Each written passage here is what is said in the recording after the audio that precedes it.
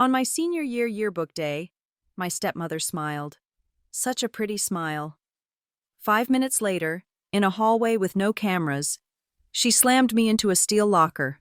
11 years on, she's the CFO of Graybridge Freight and Stock, and I'm the new interim COO.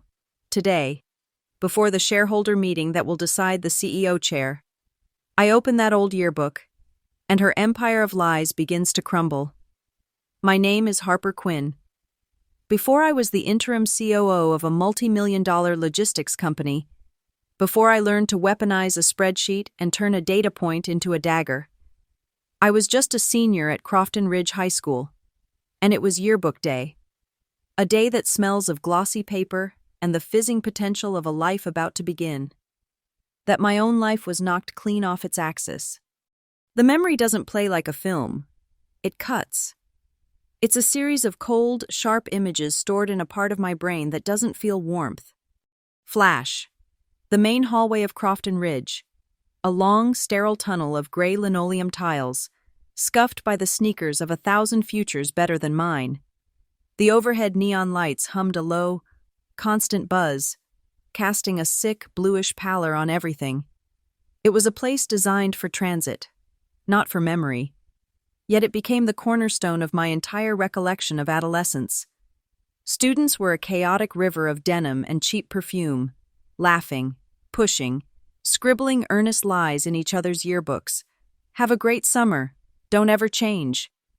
The air was thick with cheap ink and the binding glue of fresh memories. Flash. Nora Vale, my stepmother, materializing at the entrance to the gymnasium. She had no business being there, but she always had a reason, a perfectly polished one. Today, it was a forgotten guardianship form that needed an urgent signature. She handed it to the front office attendant with a smile that could disarm a bomb squad. It was her greatest asset, a radiant, confidence-inspiring smile that made people want to believe her. Teachers who had only ever seen my father at parent-teacher conferences melted under her focused attention. "I'm so proud of Harper," she'd say, her voice a warm honey that coated the cold truth. "She's just blossoming." They'd nod, beaming, seeing not a wolf in sheep's clothing, but the concerned, impeccably dressed parent they wished every student had. She found me by the bleachers, yearbook open on my lap. She leaned over, her expensive perfume, something with notes of gardenia and deceit, eclipsing the smell of the gym. "Oh, let me sign that for you, sweetie," she said, taking the pen from my hand. Her manicured fingers, always a perfect shade of nude pink, felt cold against my skin. She found a blank space under a photo of the debate team. Her eyes scanned the page, then landed on my official senior portrait. My smile in the photo was genuine, a rare thing in those days. It was the smile of a girl who still believed she was getting out, that a scholarship to a state university was a ticket to a different life. "Such a pretty smile," she murmured, loud enough for Mrs. Davison, the English teacher, to overhear.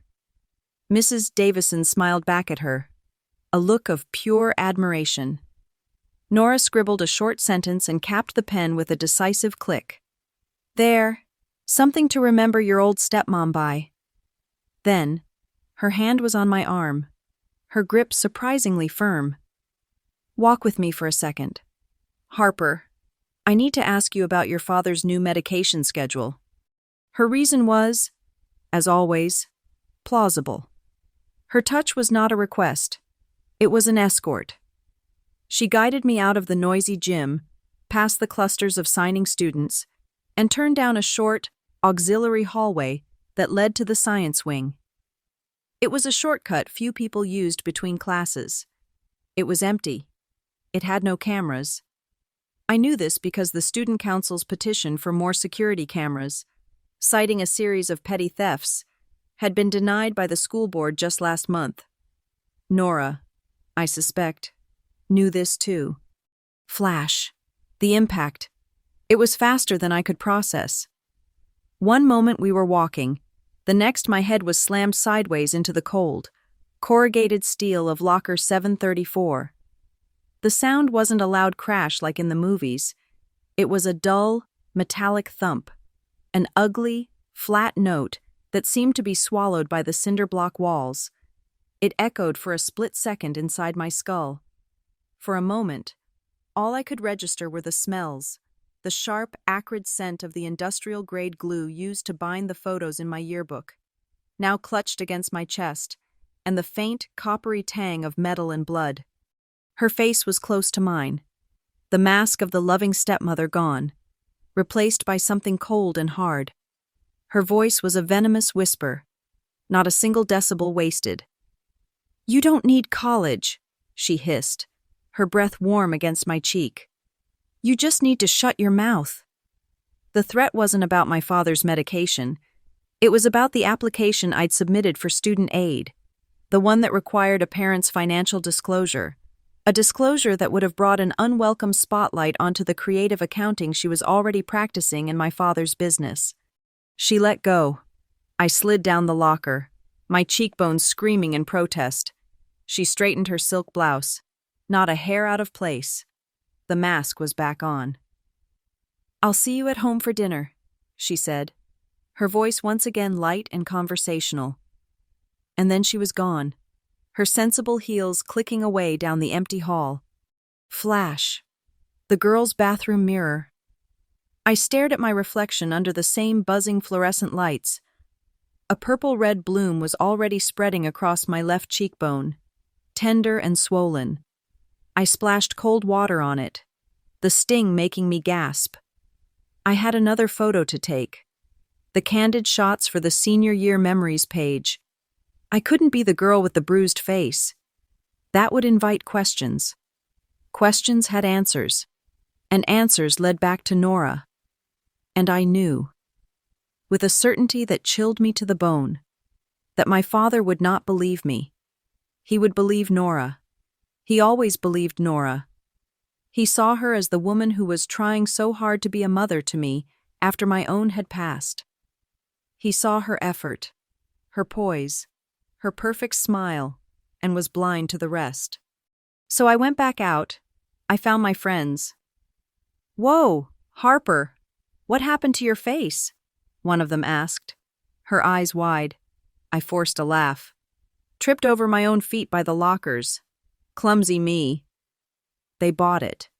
It was easier to believe in clumsiness than in cruelty. I posed for the candid shot, turning my good side to the camera, forcing a smile that felt tight and brittle, a pathetic imitation of the real one in my official portrait. It was a lopsided, painful thing, but it was a smile. I was already learning. That night, in the quiet of my room, I locked the door and finally opened the yearbook to the page she had signed. Beneath the picture of the smiling girl I used to be, Nora had written in her elegant, looping cursive, "Keep smiling for cameras." It wasn't a wish. It was a command, a taunt, a reminder of who was in control of the narrative. I ran my finger over the ink. It was a threat disguised as an encouragement, a piece of psychological warfare tucked between well wishes from teenagers. I didn't cry. The time for tears was over. Something cold and hard had taken root in my chest, a tiny, sharp seed of resolve. She wanted a smile for the cameras. Fine, I would give them one. I would smile my way through dinners, through holidays, through company picnics. I would smile as I watched her, as I learned her, as I waited. And one day, I swore to myself, I would use that very smile to turn every camera, every lens, every ounce of scrutiny back onto her. The truth would be my camera, and her perfect image would be the first thing to shatter. I closed the book and pushed it to the back of my closet, behind old shoes and forgotten clothes, but I didn't forget it. I saw that page in my mind's eye for the next 11 years. The page was slightly smudged, a faint fingerprint blurring the corner of the photo, and her signature. "With love, Nora Vale," was written with a distinctive flourish on the letter V, the kind of unique, pressure-sensitive stroke. A handwriting expert would call an identifying characteristic, the kind of thing that, years later, would become Exhibit A. My father, Owen Quinn, was a man of diesel and handshakes. He co-founded Graybridge Freight and Stock with a single truck and a belief that a man's word was a binding contract. He built an empire on the back of reliability, a sprawling network of warehouses and shipping lanes that became the circulatory system for commerce in our corner of the country. He loved the smell of asphalt after a rainstorm and the roar of a Peterbilt engine. He did not, however, understand the subtle machinations of a boardroom, the quiet violence of a well-placed lie. That was Nora's language. After my mother died, a silence fell over our house, a heavy, dust-filled quiet that my father didn't know how to break. Nora Vale broke it. She entered our lives like a consultant hired to optimize a failing system. First, it was casseroles and sympathetic glances. Then, it was helping Dad sort through my mother's things. Soon after, she was helping him with the household finances. My father, drowning in a grief he couldn't articulate, saw a lifeboat. I saw an opportunist. It wasn't long before her impeccable financial acumen, once applied to our grocery bills, found its way into the company. She started by offering a second pair of eyes on the quarterly reports. Within 2 years, she had carved out a position for herself in the finance department. Within 5, she was the chief financial officer. She ascended with a speed that defied gravity, or at least, standard corporate procedure. It was Nora who first planted the seed of my father's early retirement. She'd murmur it over dinner, her voice slick with concern. "Owen, you've worked so hard. You've built this incredible legacy. It's time you enjoyed it. Let me handle the stress." He was tired. The logistics world was changing, becoming a game of algorithms and data analytics, not handshakes. He eventually agreed, retaining his title as chairman of the board, but stepping away from the daily operations, trusting Nora to steer the ship. My own place in this legacy was complicated. I had a business degree, a real one, earned with 4 years of legitimate hard work. But to Nora, I was a loose variable, an unpredictable piece of the Quinn legacy she couldn't directly control. So, she controlled my trajectory. "Harper, darling," she announced at a family dinner, the same week my father officially stepped back. "I think it's vital you learn the business from the ground up. No one should ever accuse you of getting a free ride. We'll start you in the warehouse, a 6-month rotation. It will be a fantastic learning experience." It wasn't a suggestion, it was a sentence. I was relegated to the graveyard shift at the Graybridge Central Depot, a cavernous concrete box that smelled of dust, exhaust fumes, and damp cardboard. My fantastic learning experience involved a scanner gun, a forklift certification, and endless nights tracking pallets under the sodium vapor glare of warehouse lights. It was meant to be a humbling, a ghettoization, a place where the founder's daughter could be kept busy, tired, and out of the way. But Nora underestimated me. She saw the girl she'd slammed into a locker. She didn't see the woman that girl was becoming. The warehouse wasn't a prison, it was a laboratory. The night shift wasn't a punishment, it was my university. While the city slept, I traced the flow of goods, the inefficiencies, the bottlenecks. I talked to the drivers, the dispatchers, the inventory managers, the people who were the actual lifeblood of the company. On my breaks, huddled in the cold cabin of a forklift, I didn't scroll through social media. I used the warehouse's spotty Wi-Fi to take online courses in advanced logistics and supply chain management. I taught myself Python, writing rudimentary scripts on a cheap laptop to optimize packing algorithms and predict route delays based on weather data. I finished a master's degree online from a well-respected state university, my diploma mailed to a P.O. box. No one at corporate, and certainly not Nora, knew a thing. While I was learning the guts of the company, Nora was mastering its face. She constructed a flawless public image of the devoted stepmother, the brilliant executive grooming the next generation. The internal company newsletter was her favorite canvas. There were photos of her with an arm draped over my shoulder during a staged visit to the warehouse. My face smudged with dirt, hers immaculate. The caption would read, CFO Nora Vale, a firm believer in hands-on experience, mentoring her stepdaughter, Harper Quinn. The smiles in those photos were always for the cameras. She'd squeeze my shoulder just before the flash, a silent reminder of her power. Her reputation as the company's savior was cemented during the West Coast port strike. The entire supply chain seized up. Panic rippled through the executive wing.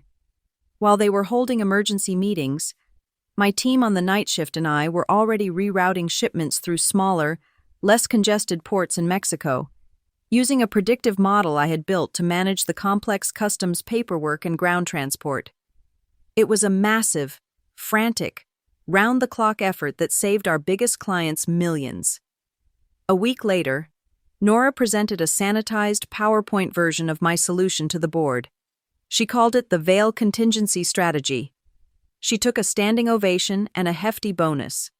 My team got a pizza party. I got an email from her saying, "Glad to see your time in the warehouse is proving fruitful." Then my father had a mild stroke. It wasn't debilitating, but it was a warning. His speech slurred slightly. His right hand trembled.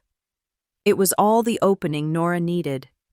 Suddenly, she was the sole guardian of his health and his affairs. "The doctors want him to avoid all stress," she'd say, her voice dripping with compassion. She produced a stack of documents, a durable power of attorney, a healthcare proxy, all signed with my father's shaky hand. A wall of paper went up around him, and Nora was the gatekeeper. My calls were screened. My visits were supervised and brief. "We can't tire him out, Harper." Professionally, the walls were closing in too. I had long since been promoted out of the warehouse, a move she couldn't block without looking overtly malicious. I was a regional manager, consistently posting the best performance numbers in the company, but my ascent stopped there. My requests to be included in high-level strategic planning were always politely denied by her office. The official reason was always the same vague, insulting phrase: lacking in senior strategic experience. How could I gain the experience if I was never allowed in the room? The whispers started. I was the problem child, the difficult daughter, ungrateful for the opportunities Nora had given me. She was the shield, protecting my poor, ailing father and his company from my reckless ambition. She painted me as a liability, and herself as the long-suffering matriarch. And people, for the most part, believed her. It was a simpler, more compelling story. So I went quiet. I stopped fighting for a seat at her table. I smiled. I nodded. I did my job with ruthless efficiency. And in the quiet hours, after my work was done, I began my real work. I started collecting data. An old, forgotten joint bank account statement from years ago that showed a significant transfer to an unknown LLC just after she married my father. Scanned copies of expense reports she'd approved, noting the distinct, sharp flourish of the V in her signature. Digital logs from the port strike crisis, with timestamps proving my team's implementation of the routing solution 72 hours before her Vale contingency strategy was ever presented. I gathered every piece of data that didn't fit her pristine narrative. I became a silent archivist of her hypocrisy. One night, I drove out to my old family home and retrieved a storage box from the attic. Inside, beneath old report cards and faded photographs, was my senior year yearbook. I opened it to the page with my portrait. The girl with the forced, pained smile stared back at me. And beneath her, the inscription, "Keep smiling for cameras." Her signature, her lies. I placed the yearbook in my briefcase alongside the financial statements and the server logs. It was the first piece of evidence I had ever collected, the cornerstone of the case I didn't yet know how to build. I was no longer a girl in a hallway. I was an auditor, and an audit was coming. The path to Nora's downfall didn't begin with a dramatic confession or a smoking gun. It started, as most corporate crimes do, in the sterile, indexed world of digital archives. My official role was Director of Regional Operations, but my unofficial, self-appointed role was forensic accountant. I spent my nights sifting through the company's digital entrails, cross-referencing vendor payments, expense reports, and charitable contribution records. I was looking for a pattern, a tell, a single thread I could pull that would unravel the entire tapestry of her lies. I found it in a budget line item filed under Community Outreach and Corporate Social Responsibility. It was called the Graybridge Smile Scholarship Fund. The name hit me with the force of a physical blow. Smile. The word echoed back 11 years. A venomous whisper in a high school hallway. Keep smiling for cameras. It was too specific, too personal, to be a coincidence. Nora was arrogant.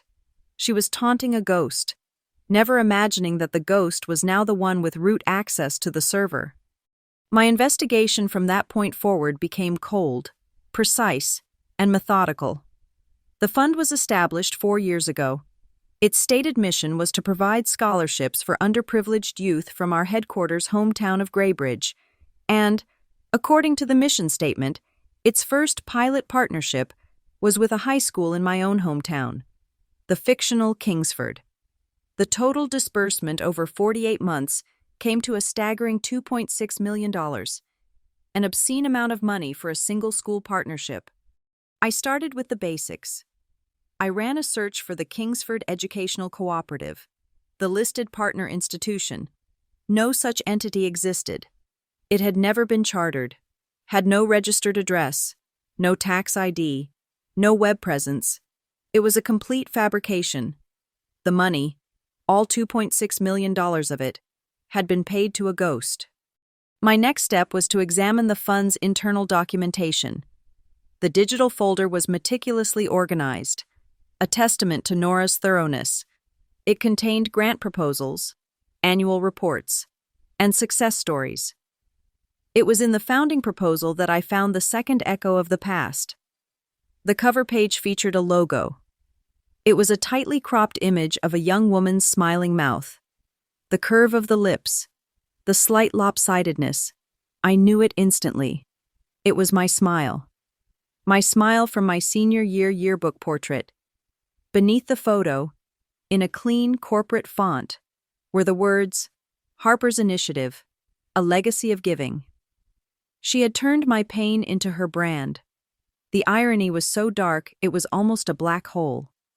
The reports were filled with boilerplate language about empowering the next generation, but the financial records were where the real story was. The funds were not sent directly to this phantom school cooperative.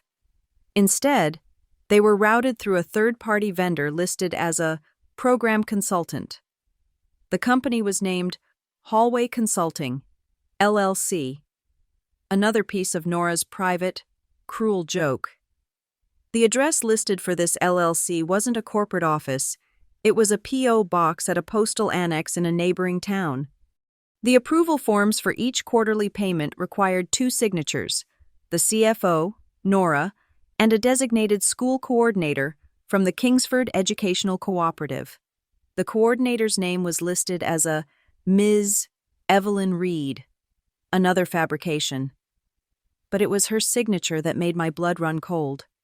It was a fluid, elegant script, but the way the E looped back and the sharp, definitive cross on the T were hauntingly familiar. I pulled out the scanned image of my yearbook from my secure personal drive.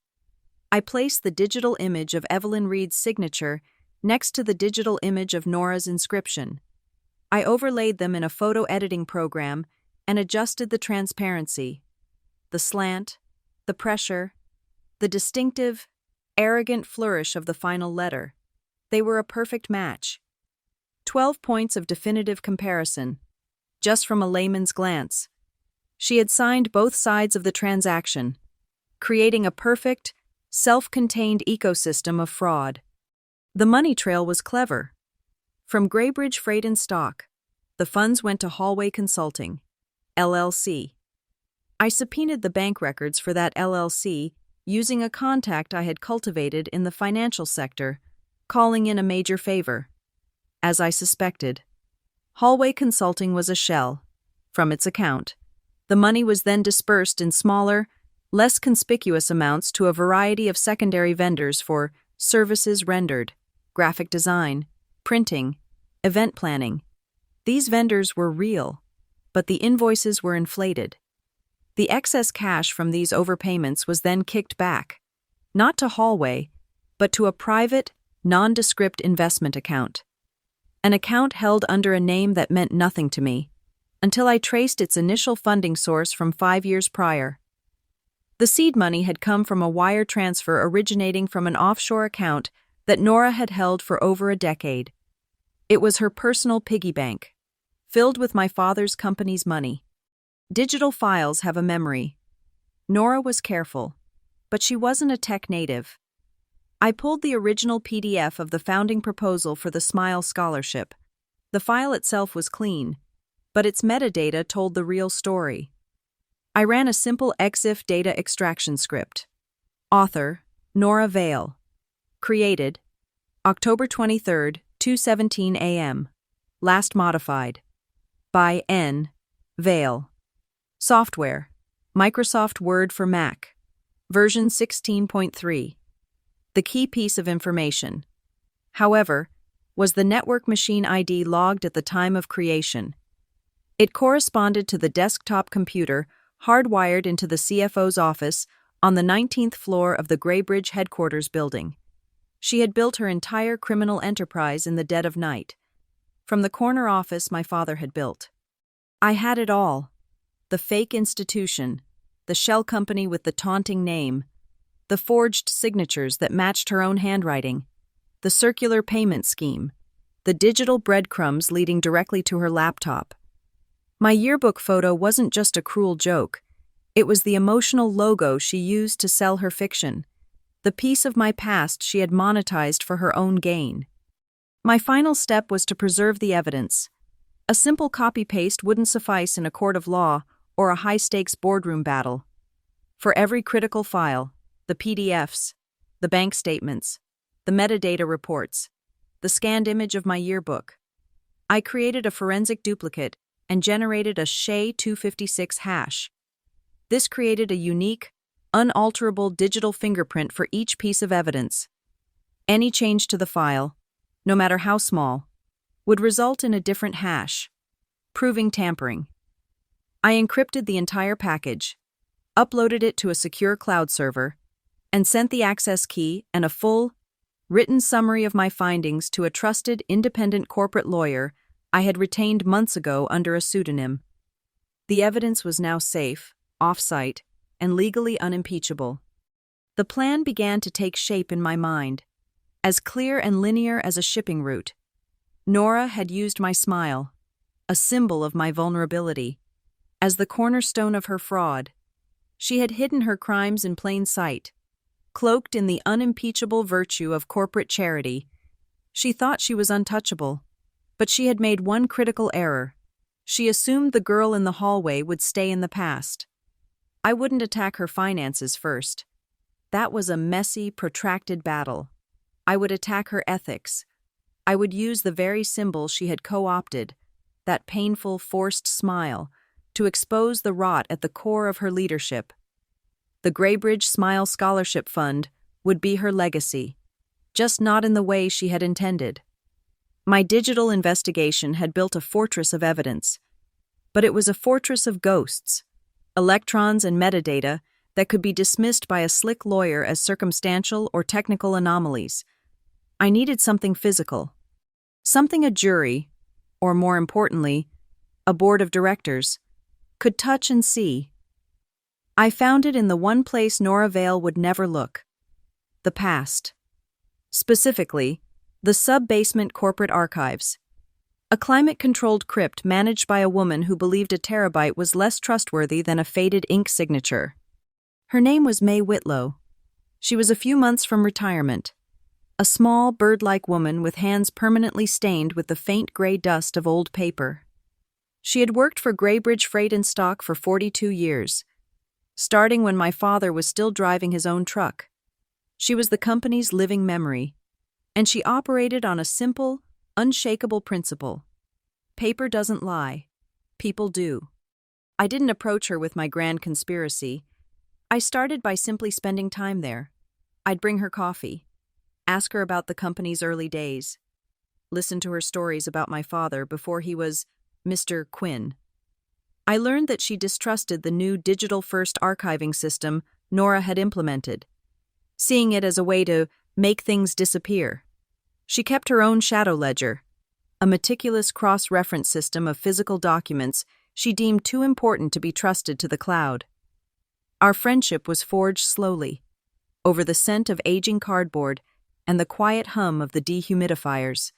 One afternoon, I mentioned a vendor contract from about 7 years ago, a deal with a shipping pallet supplier that I knew Nora had personally negotiated and then terminated under questionable circumstances.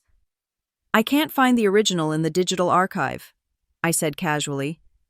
"The system says the file was corrupted, and the hard copy was logged as destroyed due to moisture damage in Storage Unit C." May gave a small, dry sniff, her eyes not leaving the document she was examining under a desk lamp.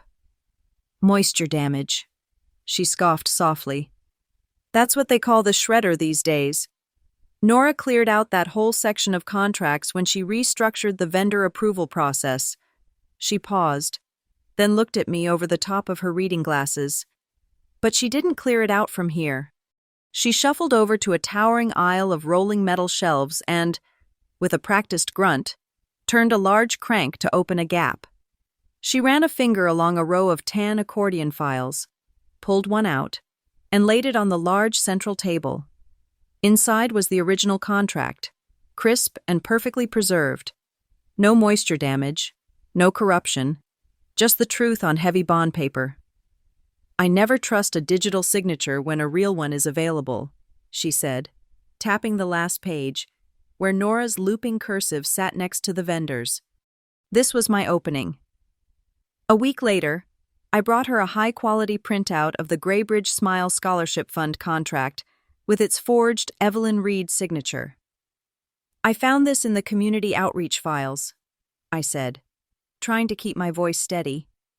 "Something about it feels off." May examined it, her practiced eyes scanning the layout, the font, the signature. Then she did something I didn't expect. She took it over to a hulking machine in the corner, a Xerox model from the late 90s that whirred and clanked like a dying robot. "This old beast was decommissioned years ago, but they never bothered to haul it out," she explained. "One thing about this model, the fuser unit was slightly misaligned. It always printed a faint machine serial number, right on the bottom edge of the page." She fed a blank sheet through. Sure enough, at the very bottom, almost invisible, was a string of faint, dotted numbers. Then she took the original pallet supplier contract, the one Nora claimed was destroyed, and held it under the light. The same serial number was there. Finally, she examined my printout of the scholarship contract. The serial number was identical. A contract supposedly created 4 years ago had been printed on a machine that had been sitting dormant in the basement for at least a decade. But May was just getting started. "Look here," she said, her voice now a low, excited whisper. She pointed to the top left corner of the scholarship contract. "You see that? The tiny rust mark from the staple?" She then held the old pallet contract next to it. It had 2 staple holes, the top one bearing an identical, faint brown halo of rust. She then held the pages up to the light, one laid over the other. The fold creases, a standard trifold for mailing, lined up perfectly. It wasn't just a similar document, it was the same physical piece of paper. the original signature page of the old contract expertly removed, and a new, forged page affixed. The scholarship fund was literally built upon the foundations of a buried lie. As May stared at the pages, a memory surfaced. "That name," she murmured, tapping the LLC on the contract. "Hallway Consulting." She told me about a day, maybe 5 years back, when Nora had come down personally with 2 large document boxes and demanded they be shredded immediately. It was unusual. Nora never came to the archives. The industrial shredder, another ancient beast, had jammed halfway through the second box. While the maintenance guy was working on it, May had pulled out a tangled wad of paper to clear the teeth. She remembered seeing a torn letterhead scrap. All that was visible was a partial word, cleanly typed: Hall. At the time, it meant nothing. Now, it meant everything. We moved on to the dates. Using a small magnifying glass, May pointed out that the ink of the dates on the signature line had a slightly different texture, a harder edge than the surrounding text. "That's a date stamper," she said with certainty. "The kind with the little rotating rubber wheels. The numbers have been changed, stamped over whatever was there before. The original text was chemically erased, but if you look at the paper fibers under magnification..." She was right. You could see the subtle disruption. That afternoon, I made a call. I hired a court-certified question document examiner from the nearby town of Prosper Falls, a man with 3 decades of experience and a reputation for being unshakable on the witness stand. I sent him secure, encrypted scans of Nora's yearbook signature, her signature on the legitimate pallet contract, and the Evelyn Reed signature. The preliminary report came back in 48 hours via a secure server. It was concise and brutal. A preliminary analysis indicates a high probability of common authorship, 12 significant characteristics of letter formation, slant, and pressure are consistent across all 3 samples. When I showed the report to May, she simply nodded, a grim satisfaction on her face. She had known all along. Paper doesn't lie. She then walked to the far corner of the archive, to a row of olive-drab military-grade filing cabinets that had been acquired as Army surplus after World War II. They were dented and scratched, used for storing obsolete blueprints. No one had looked inside them for years.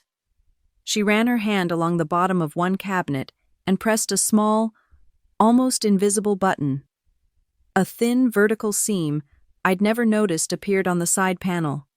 From a chain around her neck, tucked beneath her blouse, she produced a small, flat, old-fashioned key. "My predecessor gave this to me when he retired," she said softly.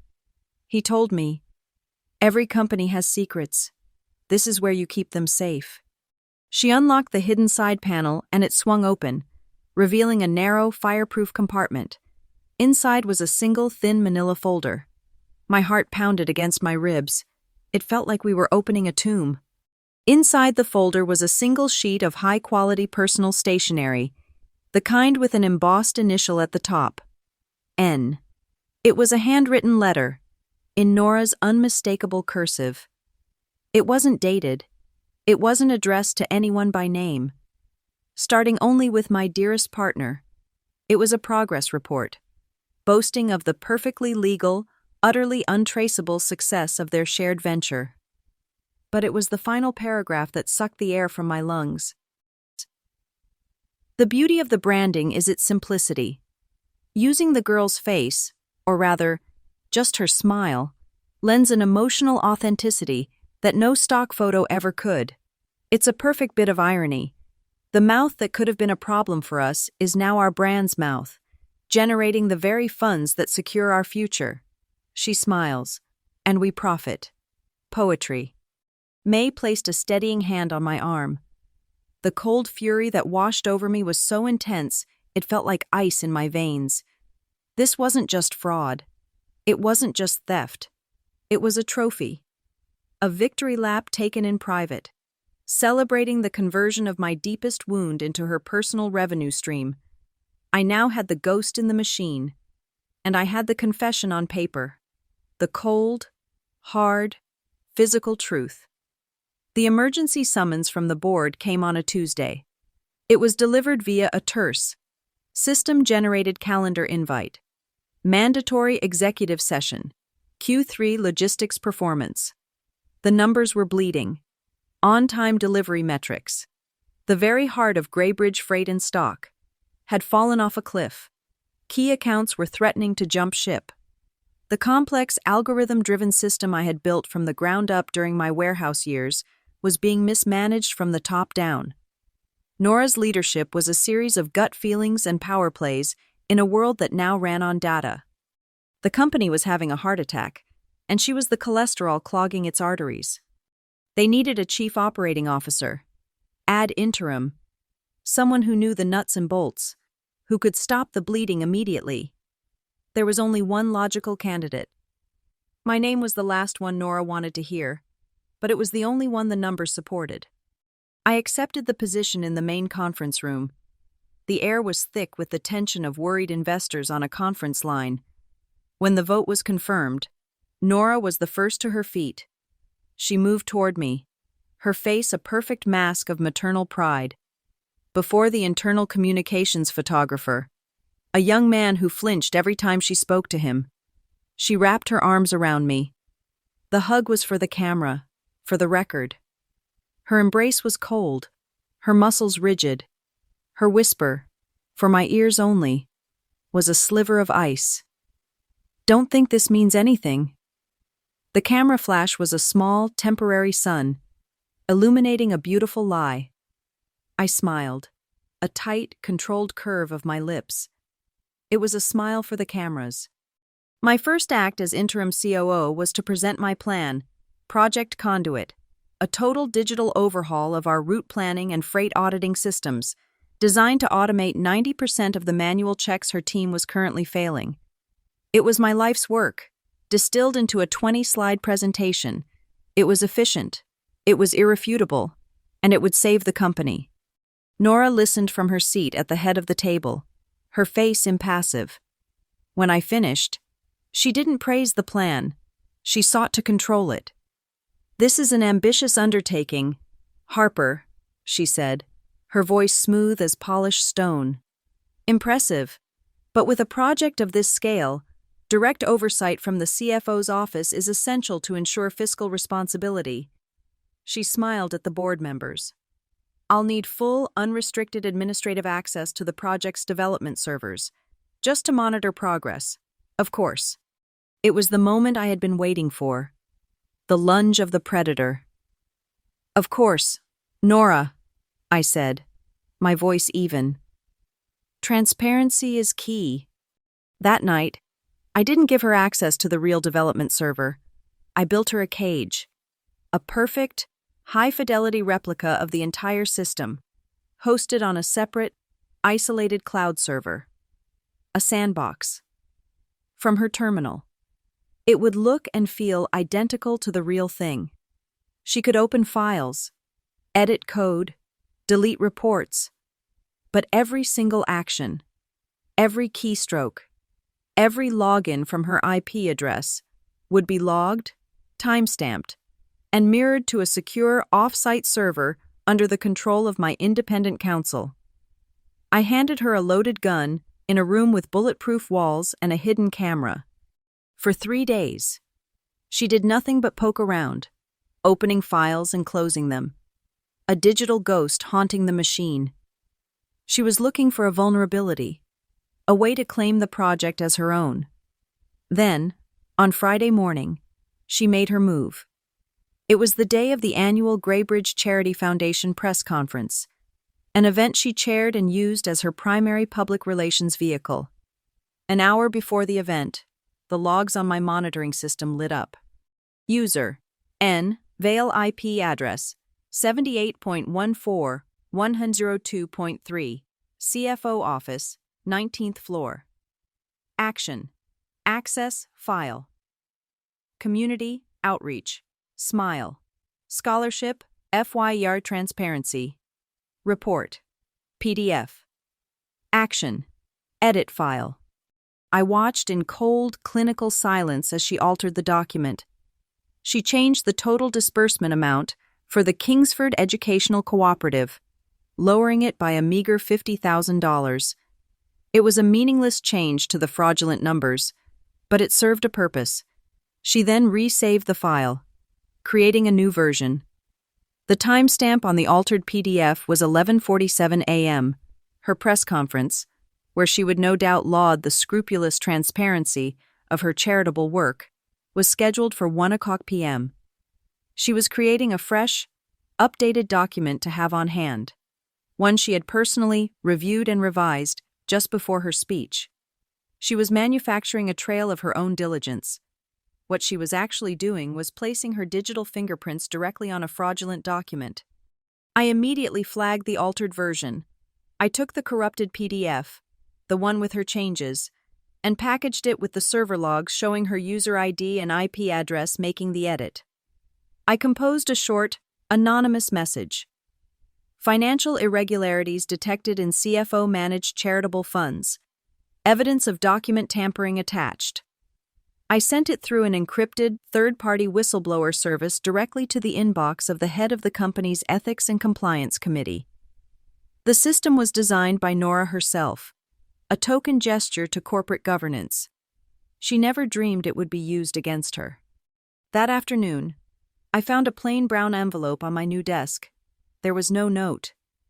Inside was my senior year yearbook, open to the page with my picture.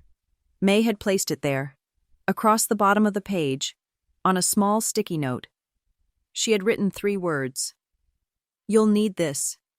I looked at the smiling girl in the photo, and for the first time, I felt a connection to her not of pain, but of purpose. My next move had to be swift and official. Before the close of business, I had my attorney draft and file a formal litigation hold notice to the company's legal department and the board of directors. The language was precise and chilling. It stated that due to credible evidence of gross financial misconduct and potential wire fraud, all digital and physical records related to Nora Vale, Hallway Consulting, LLC, and the Graybridge Smile Scholarship Fund were to be preserved immediately and without alteration, pending a full internal investigation. It was a declaration of war. It legally froze everything. Nora could no longer delete a single email or shred a single document without committing a separate, prosecutable offense. The response was instantaneous. The company's independent auditing firm, a neutral third party, was tasked with verifying the whistleblower claim. It took them less than 24 hours. On Monday morning, I received a one-sentence, encrypted email from the lead auditor. We can confirm that a data integrity breach occurred on the specified file from a terminal registered to the CFO's office, executed outside of established change control protocols. Confirmation, third party, unimpeachable validation. The cage was locked. The evidence was secured. The trapdoor was now wide open beneath Nora Vale's feet. Every step she took from this moment forward, every word she uttered, every denial she issued, would be part of a formal, legally documented record. The countdown had begun. The day of the charity press conference arrived with a sky the color of polished steel. It was the perfect backdrop. I didn't go to the green room with the other executives. I went to the hallway, the one on the 19th floor, a long, quiet corridor of smoked glass and silent, imposing office doors that connected the executive wing to the main conference center. Nora always called it the shortcut. It was her private artery through the heart of the company, a place where she could have quiet, unobserved conversations. It was here that I chose to wait. In my hands, I held my senior year yearbook. It felt both lighter and heavier than I remembered. A relic, a weapon. I stood near a bank of brushed chrome filing cabinets, the air around me sterile and still, smelling of nothing but money and industrial carpet cleaner. It was a world away from the gray linoleum and scent of binding glue of that other hallway, yet the feeling was the same. The feeling of a space between spaces, where masks could be dropped. I heard the click of her heels on the marble floor before I saw her. She rounded the corner, a vision in a tailored navy blue suit, her hair a perfect helmet of corporate power. An assistant trailed a few steps behind her. When Nora saw me, her professional smile tightened by a millimeter. She gestured dismissively at her assistant. "I'll be right there." The assistant scurried away. Nora advanced on me, her steps measured, predatory. Her eyes flickered down to the book in my hands, and a flash of genuine annoyance crossed her face. She stopped a foot from me, close enough for me to smell her expensive gardenia perfume. Her voice was a low, furious whisper. "Put that book away. What are you trying to prove? Do not embarrass this family." The word family hung in the air, a rotten fruit. I didn't answer. Instead, I reached into the folio I carried and pulled out a single sheet of paper. I held it out to her. It was the first page of the preliminary report from the document examiner in Prosper Falls, the one with the side-by-side comparison of her handwriting and the Evelyn Reed forgery. She took it. Her eyes scanned the page, and for a breathtaking second, her mask dissolved. The blood drained from her face, leaving a pale, waxy sheen under the expensive recessed lighting. The carefully constructed composure of Nora Vale, CFO, evaporated, and in its place was the woman from the hallway, raw, vicious. Her hand shot out and gripped my wrist, her manicured nails digging into my skin. "You little bitch!" she hissed, the words a puff of venom. I didn't flinch.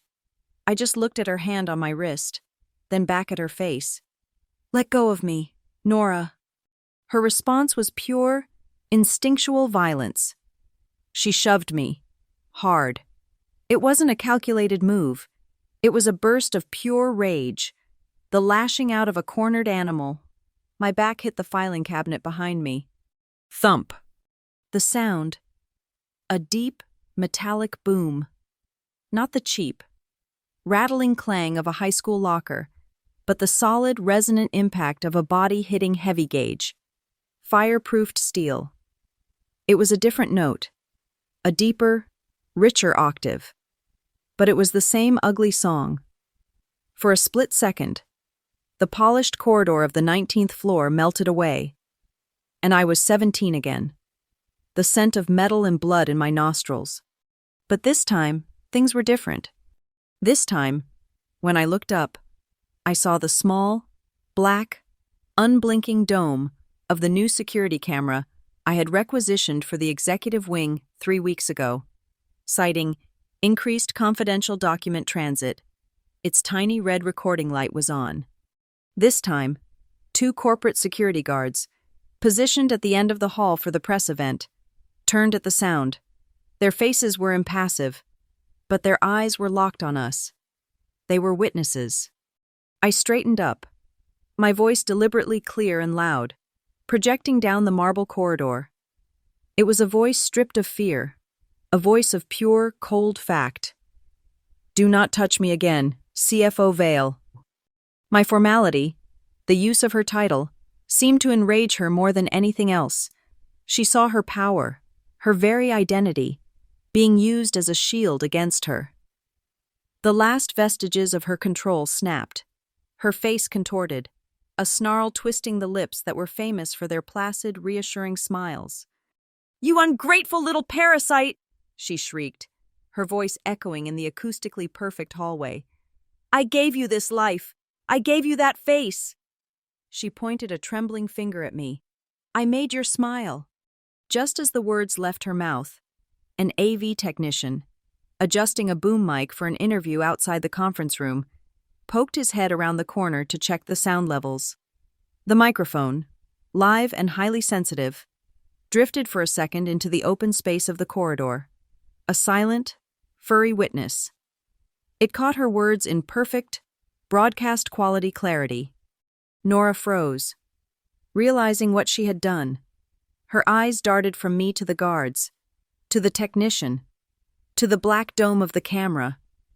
She had confessed, not to fraud, but to something deeper, to the psychological warfare, to the ownership she felt over my very identity.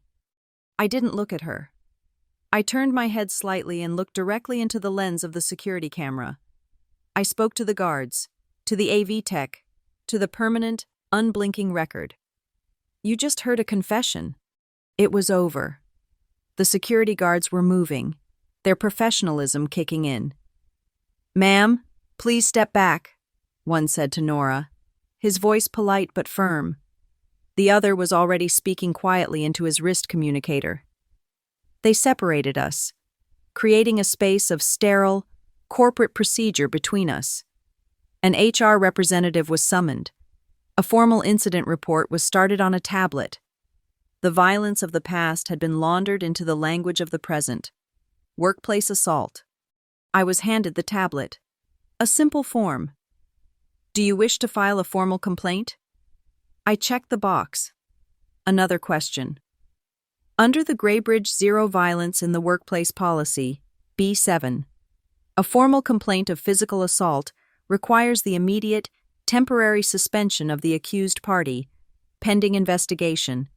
Do you wish to enact this clause?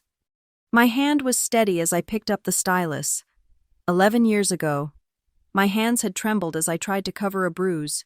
Now, I signed my name with a clear, decisive stroke. Harper Quinn. I was no longer silencing my own pain. I was signing her corporate death warrant. The boardroom was a tomb. The long mahogany table reflected the grim faces of the 9 board members like a dark, still lake. Nora sat directly opposite me, a corporate lawyer at her side, her face a mask of indignant fury.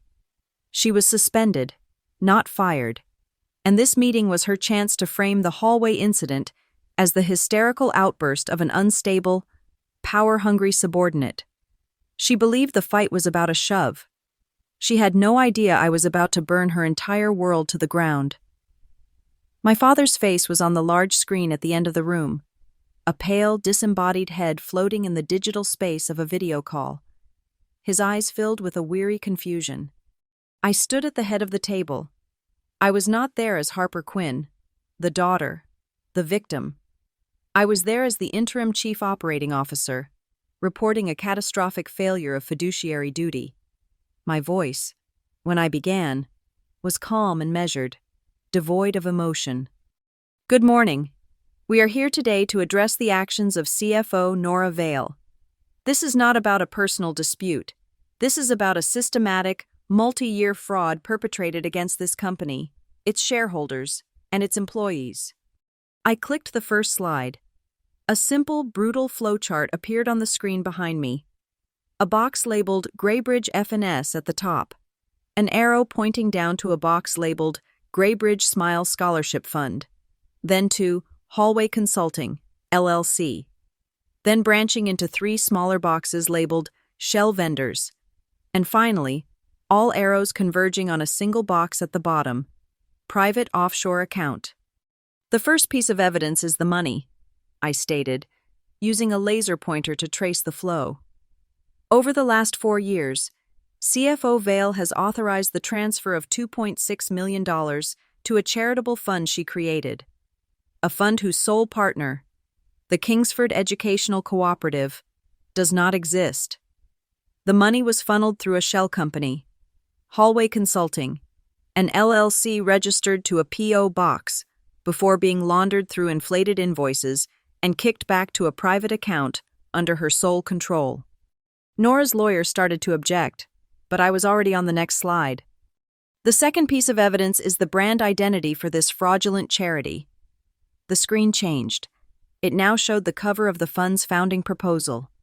And there it was, magnified to fill the 10-foot screen, the tightly cropped image of my own smiling mouth from my senior year photo. The emotional centerpiece of this entire scheme, what Nora Vale referred to in her own words as the brand's mouth, was me. A murmur went through the room. I saw my father flinch on the video screen, Nora's face had gone rigid. To authorize these payments, I continued, clicking again. A signature was required from a representative of the non-existent school, a Ms. Evelyn Reed.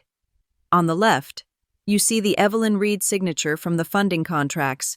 On the right, you see Nora Vale's signature from her own employment contract, and in the center, her signature from a more personal document. The scanned inscription from my yearbook appeared between the other two. Keep smiling for cameras. They are, according to a certified document examiner, a definitive match. The next slide showed the metadata from the PDF proposal, the author, the creation time, the computer ID belonging to the CFO's office. Each piece of evidence was a stone, and I was laying them one by one onto the polished table, building a wall she could not escape. Which brings us to the events of last Friday, I said, my voice dropping slightly. Nora has claimed I initiated a confrontation. The company's security system recorded a different version of events. I nodded to the AV technician. The screen went dark, then flickered to life. The silent, high-definition footage from the hallway camera filled the room. We watched as Nora approached me, as I handed her the paper, as her face contorted. We saw her hand grab my wrist. Then we saw the shove. The sound was on. The solid, ugly thump of my body hitting the cabinet echoed in the dead silent boardroom. Then came her voice, sharp and clear. Do not touch me again, CFO Vale. And then, Nora's response, a shriek of pure, unfiltered venom that made several board members physically recoil. I made your smile! The video ended. The screen went black. The silence that followed was absolute, profound. The legalistic argument was over. This was now a matter of character, of raw, undeniable truth. We have a sworn affidavit from the document examiner, I said into the silence, confirming the 12 points of handwriting conformity. The full report has been distributed to your tablets. I glanced at the company's general counsel, a man named Arthur Jennings. He had seen the evidence an hour before the meeting. He looked down at the table and gave a single, almost imperceptible nod. The company would not be defending her. I looked at the board. I am therefore formally recommending the following actions. 1. The immediate permanent termination of Nora Vale's employment for cause. 2. That she be compelled to turn over all company devices and be denied all further access to company property. And 3. That the full summary of this evidence be turned over to the district attorney's office for a full criminal investigation into embezzlement and wire fraud. Nora's lawyer began to bluster about lawsuits and defamation, but a new voice cut through the noise. It was Victor Hale, a gruff, silver-haired man who ran a private equity firm and was the board's largest independent shareholder. I think Ms. Quinn's recommendation is not only prudent, but necessary, Hale said, his deep voice commanding attention. He looked directly at Nora. 5 years ago, CFO Vale negotiated a freight contract with one of my portfolio companies. She inserted a last-minute fuel surcharge clause into the appendix that was, shall we say, creatively worded. It cost my company $1 million before my lawyers caught it. At the time, I wrote it off as a sharp-elbowed negotiation. Now, I see it as part of a pattern. He looked back at me. I'll second the motion. The support from a titan like Hale shattered Nora's last hope. Her defense was gone. Then, a soft, raspy voice came from the speakers. It was my father. His face on the screen was ashen, his eyes hollowed out. All the years of denial, of willful blindness, had collapsed in the space of 10 minutes. "Harper," he said, his voice cracking. "I'm so sorry. I didn't see." That was all, but it was everything. The chairman, a man named Richards, cleared his throat. "We have a motion and a second, all in favor of the immediate termination of CFO Nora Vale and proceeding with a criminal referral?" Hands went up around the table, one after another. Victor Hale's, mine, 4 others. Richards raised his, my father, on the screen. Weakly lifted his trembling hand. 8. Only one board member, a longtime crony of Nora's, kept his hand down. The motion carries, 8-1, Richards announced, his voice flat. He looked at Nora. Her face was a blank slate of shock. The fight had drained out of her, leaving an empty, brittle shell. Nora, thank you for your service. Corporate security will escort you from the building now. She didn't speak. She didn't look at me. She simply stood, gathered her purse, and walked toward the door. 2 uniformed guards met her there, and the 3 of them disappeared down the hall. The door clicked shut behind them. The silence returned. I walked to the lead auditor from the firm that had confirmed my data tampering claim, who was observing the meeting. I reached into my jacket pocket and pulled out the small, flat key May had given me. I placed it on the table in front of him. This is for a concealed compartment in a filing cabinet in the sub-basement archive, I said quietly. I believe you'll find a handwritten letter inside that will prove illuminating. It details the motive. Finally, I addressed Chairman Richards. The Internal Communications Department needs guidance on the press release. He nodded, looking exhausted. No details about the victim. The termination is for cause, citing workplace violence and gross financial misconduct pending a criminal investigation. That's all we say. The machine of the corporation was already moving to protect itself, to cauterize the wound. But I knew the truth. It wasn't just about money. It wasn't just about a shove in a hallway. It was about a smile, stolen and sold, and now, finally, paid for in full, with Nora gone. The tension in the boardroom didn't dissipate. It curdled. The 9 most powerful people in the company sat in stunned silence, contemplating the multi-million-dollar hole in their balance sheet and the public relations nightmare that was about to erupt. They saw a crisis. I saw an opportunity. The final piece of my architecture was about to be lowered into place. I cleared my throat, and all eyes snapped to me. Before we adjourn, I said, my voice cutting through the silence, there is one last item of business. It pertains to the corporate ethics policy, which was updated and ratified by this board 30 days ago. I signaled to the tech, and a new document appeared on the main screen. It was a dense, legalistic page from the HR manual. I had written it myself. I draw your attention to Section 7.4, Aggravating Circumstances in Conduct Violations, I said. As of last month, company policy now states that any confirmed act of workplace violence or financial malfeasance will be considered an aggravated violation if evidence suggests a prior undocumented history of similar behavior between the involved parties, regardless of when or where that prior behavior occurred. A low murmur rippled around the table as they understood. I had created a legal bridge between the shove in the hallway and the slam against the locker 11 years prior. This clause, I continued, my voice like ice, triggers 2 mandatory, non-negotiable protocols. First, it requires that the full unredacted findings of the internal investigation be disclosed to the shareholders within 30 calendar days. There will be no burying this. Second, it triggers an automatic clawback of all bonuses and stock options paid to the offending executive for the entire period the malfeasance took place.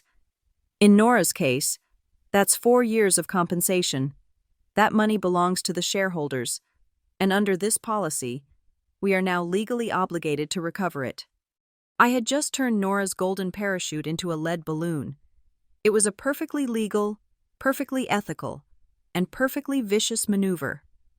I had used the company's own rulebook to ensure she wouldn't walk away with a single cent of the money she had stolen.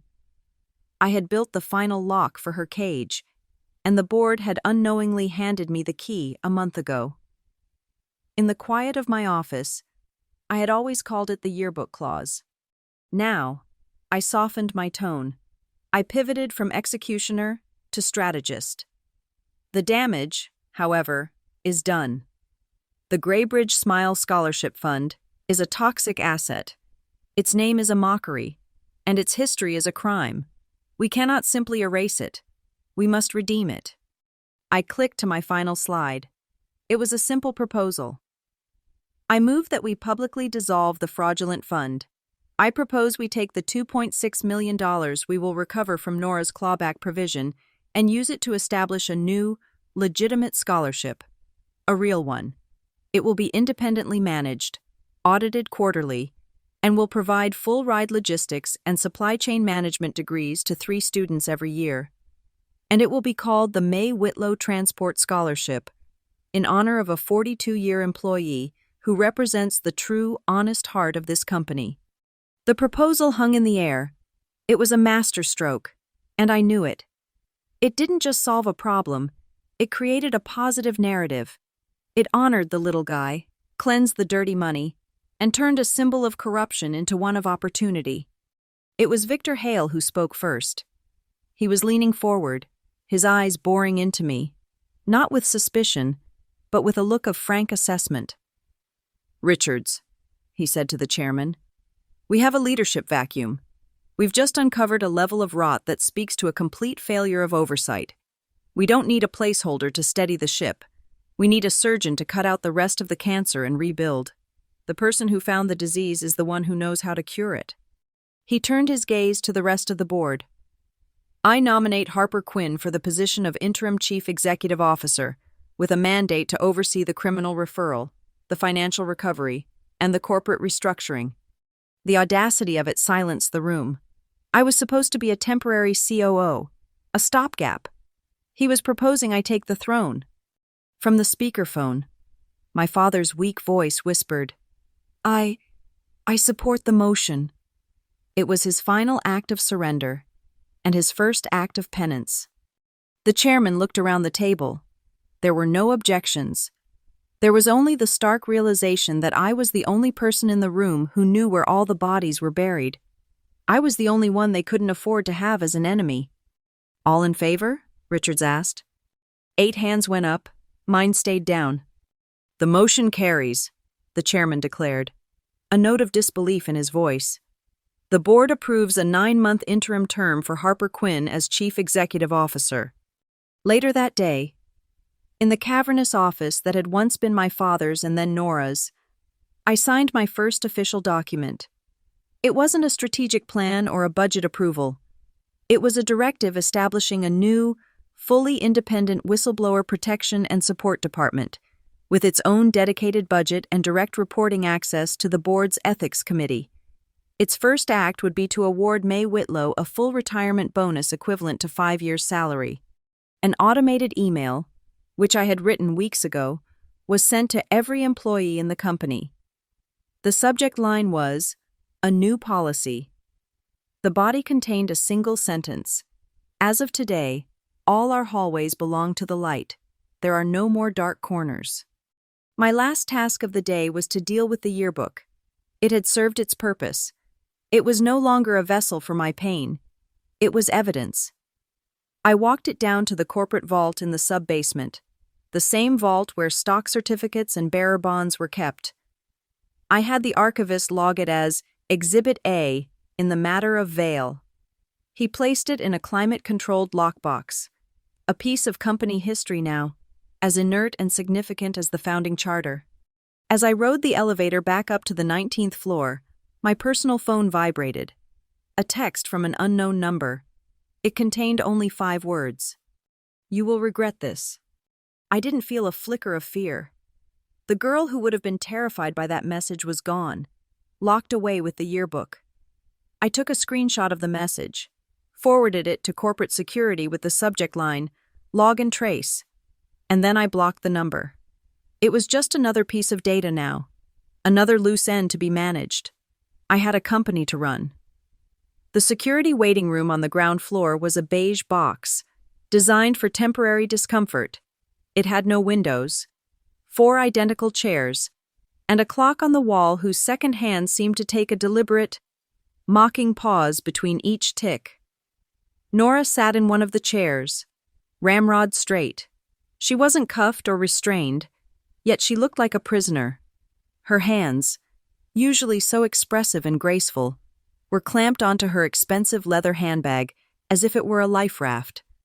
Her lawyer was late. She was utterly, completely alone. The door opened with a soft electronic click. I entered, but not by myself.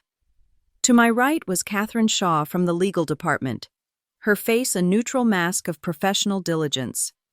To my left was Maria Flores, a senior manager from HR, whose presence was a procedural requirement, a human checkbox on a termination form.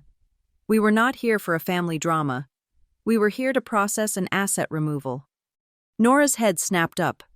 Her eyes, which had held a universe of contempt and power just hours before, were now hollowed out, dark pools of disbelief. She looked from me to Catherine, to Maria, searching for a weak link, an ally, an audience for her performance. She found none. I didn't sit. I walked to the small, sterile table in the center of the room and placed a single sheet of paper in front of her. It was a high-resolution copy of the letter May had found. The elegant, looping cursive, the boastful, cruel words, lay exposed under the flat, humming fluorescent lights. I watched her eyes scan the page, her brain processing the impossible reality that this private trophy had somehow found its way into the light. The phrase, "the brand's mouth," seemed to shimmer on the page, an indictment written in her own hand.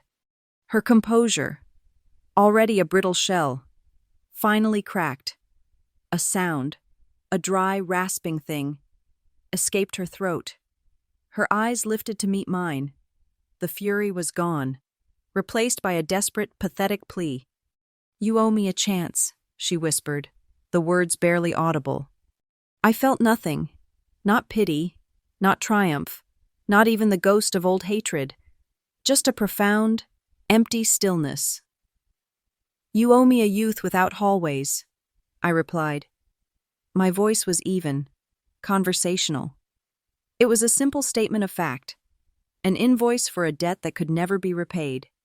Her mind, always calculating, shifted from pleading to negotiation. The mask of the wronged matriarch fell away, revealing the desperate haggler beneath. "Let me go quietly," she said, leaning forward slightly, her voice gaining a sliver of its old conspiratorial tone. "Just let me resign. I'll pay the money back. All of it. No one needs to know the details." Before I could speak, Catherine Shaw stepped forward, her voice as cool and hard as the tabletop. "Your negotiation, Miss Vale, is no longer with this company. It is with the office of the district attorney." That was it. The final door slamming shut. The word attorney was a key turning in a lock, sealing her in this beige room, in this new reality. Her shoulders slumped. For the first time since I had known her, Nora Vale looked small. I reached into the leather briefcase at my side. I didn't pull out a legal document or a severance form. I pulled out my high school yearbook. The cover was worn, the corners soft with age. I didn't open it. I didn't need to. I just held it, letting her look at the faded crest of Crofton Ridge High. I let the silence stretch, letting her remember the gym, the smell of ink, the feel of my arm in her grip. Then, I recited the words from memory, my voice quiet but carrying the weight of 11 years. "Keep smiling for cameras." Her head, held so high for so long, finally bowed. She stared down at her hands, at the expensive handbag that held nothing of value. The cameras were all on her now, the real one in the corner of the ceiling, the metaphorical ones of the board, the law, the future. And for the very first time, Nora Vale had no smile left to give them. Her face was a ruin, a collapsed facade. Maria Flores slid a tablet across the table, along with a stylus. "This is the final asset confiscation order. Ms. Quinn, we need your signature to proceed with the seizure of her company-issued laptop, phone, and office contents." I took the stylus. In the profound, ringing silence, the sound of the plastic tip on the glass screen was loud. A series of sharp, Final clicks as I signed my name, Harper Quinn. I pushed the tablet back across the table. Our business was concluded. I turned and walked to the door, Catherine and Maria following. I did not look back. I did not offer a hand. I did not say goodbye. The meeting was over. There was no fake hug. There was nothing left but the quiet, humming lights of the beige room and the slow, merciless ticking of the clock on the wall. A week later, I called a company-wide meeting, not in the main auditorium, not in the boardroom. I sent out a location summons for the 19th floor hallway. It was an unusual request, and when the senior managers and department heads gathered, they stood awkwardly, their conversations hushed, unsure of what to expect. They filled the long, marble-floored corridor, a place that for me had been defined by its emptiness. Now, it was full of light and people. I stood where I had waited for Nora, by the bank of chrome filing cabinets. I didn't use a microphone. I wanted my voice to be my own, to carry naturally in the space that had once stolen it. I asked you all to come here for a reason, I began, my eyes scanning the faces of my colleagues. This hallway, like many places in a corporation, has been a shortcut, a place for quiet conversations, a place where things could happen, unseen. That ends today. Our company's arteries will be clear. There will be no more hidden passages. On my signal, 2 workers from facilities removed the generic silver plaque on the wall that read, Conference Center Access Corridor. Underneath, they affixed a new one, a simple, elegant brass plate. I stepped aside so everyone could read the engraving. May Whitlow Passage. A few people who knew May gasped softly. Most just looked on, confused, then intrigued. May Whitlow worked in our archives for 42 years. I explained. She believed in the truth of things. She believed that what is written, what is recorded, matters. She represents the integrity that has always been the real foundation of this company. From now on, anyone who walks this passage to make a decision that affects our future will be reminded of the honesty required to do so. I then gestured to a small frame display set up on an easel. It showed the smiling, genuine faces of 3 young people. I'm also here to announce the first 3 recipients of the May Whitlow Transport Scholarship. They will be attending university this fall with their tuition fully funded by this company. Their futures are the first dividend paid from our commitment to transparency.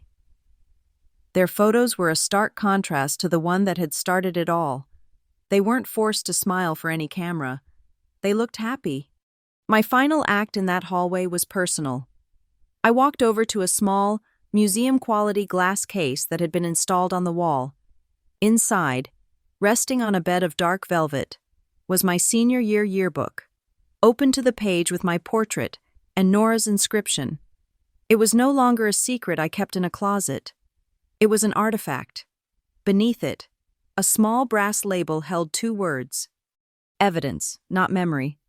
I had taken its power away by giving it a name. It was no longer an emotional wound. It was a solved case file. As the quiet, respectful applause faded and the crowd began to disperse, my phone vibrated in my pocket. It was a text from my father. I hadn't spoken to him since the board meeting. His message was simple. Proud of you, Harper. I read the words, and for a moment, I felt the phantom weight of 11 years of longing for that simple affirmation. I slipped the phone back into my pocket without replying. It wasn't an act of anger, but of triage. Some wounds need more time to heal than others. For now, I just looked down the long, brightly lit passage, named for a woman who kept the truth safe. A company-wide email alert was sent out moments later, the final closing of the chapter. It was the official, legally vetted announcement, effective immediately. Nora Vale has been terminated from her position at Greybridge Freight and Stock for cause, following an internal investigation that found violations of the company's policies on workplace conduct and financial ethics. It was cold, corporate, and absolute. Soon, I was alone in the passage. The executives were gone. back to their meetings, back to the business of running a company that was now, finally, mine to lead. The only sound was the faint, rhythmic whir and click of a large document scanner from the nearby legal office. They were digitizing the evidence from Nora's office for the district attorney. The sound was steady, consistent, like a healthy heartbeat, the sound of a system that was working again. I stood there for a long time, just breathing. There was no elation, no final surge of victory, just a profound, quiet calm. No more revenge was needed. No more plans had to be made. The hallway, the scholarship, the yearbook in its case, they had said everything that needed to be said. The truth was now a permanent part of the building's architecture. Finally, I turned to leave. The glass doors at the end of the passage slid open for me automatically. As they began to close behind me, for a brief second, they became a mirror. In the reflection, I saw the 19th floor CEO, a woman looking forward, and on her face was a calm, untroubled, and very slight smile. This one was all mine. Thank you so much for listening to my story. I'd love to know where you're tuning in from, so please drop a comment below and let's connect and share our thoughts. If you enjoyed this, please consider subscribing to the channel and giving this video a like. And to help this story reach more listeners, please support it by hitting the hype button. It makes a huge difference.